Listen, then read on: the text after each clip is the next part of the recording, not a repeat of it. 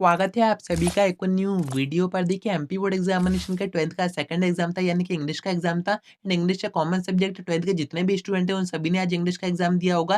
And उम्मीद है कि आप सभी एग्जाम दे के आ गए होंगे, काफी अच्छा आपका एग्जाम गया होगा। कुछ बच्चों ने मुझे आते से ही पेपर भेजा हुआ था, एंड जब मैंने पेपर देखा तो मुझे तो इसका स्टैंडर्ड एवरेज से ही दिखा, ना ही ज्यादा टफ था ना ही ज्यादा ईजी था। पर अभी आप सभी एग्जाम दे के आए हो तो आपको ज्यादा पता होगा कि एग्जाम कहाँ से आया था, कैसा आया था, टफ आया था, ईजी आया था। क्योंकि अभी तक आपके 2 एग्ज़ाम हो चुके हैं, हिंदी का भी हो गया एंड आज आपका इंग्लिश का भी हो गया, तो अभी तक आपको पैटर्न समझ में आ जाना चाहिए कि एमपी बोर्ड का जो पेपर है वो मैक्सिमम कहाँ से डिज़ाइन किया जा रहा है। हिंदी के पेपर की अगर बात करें तो परीक्षा बोध परीक्षा अध्ययन से काफ़ी सारा पूछा जा रहा है। एंड परीक्षा अध्ययन एंड परीक्षा बोध है क्या? उसमें आपको प्रीवियस ईयर के क्वेश्चन पेपर ही तो दिए गए हैं। तो आज का जो इंग्लिश का पेपर आया था उसके भी कुछ क्वेश्चन आप देखोगे प्रीवियस ईयर के ही आए थे। बाकी पेपर का एनालिसिस करके मैं आपको आगे बता ही दूँगा। अभी आप सभी कमेंट करके अपना एक्सपीरियंस शेयर कीजिए कि आपका एग्ज़ाम कैसा रहा? कहाँ से आया था? कहाँ से आपने पढ़ाई करी थी? कहाँ से मैक्सिमम क्वेश्चन पूछे गए? आपने कितना अटेम्प्ट किया? कितना आपसे बना? कितने टाइम में आपने पेपर खत्म कर दिया था? क्योंकि ऑब्वियस सी बात है, इंग्लिश का जो पेपर है उसमें राइटिंग पोर्शन ज़्यादा होता है, तो थोड़ा-सा बड़ा पेपर आता है। तो सारी चीज़ें आप अपने एक्सपीरियंस के अकॉर्डिंग कमेंट करके बता सकते हैं, क्योंकि पेपर का एनालिसिस तो आपको कोई भी टीचर बता देगा, पर यहाँ पर आपका पॉइंट भी सुनना बनता है, क्योंकि पूरे सेशन में मेहनत आपने करी है, पढ़ाई आपने की है। क्योंकि बच्चे डिफरेंट सोर्सेज़ से पढ़ाई कर रहे होते हैं, कोई परीक्षा बोर्ड परीक्षा अध्ययन से पढ़ाई कर रहा होता है, किसी ने एनसीईआरटी पढ़ी होती है,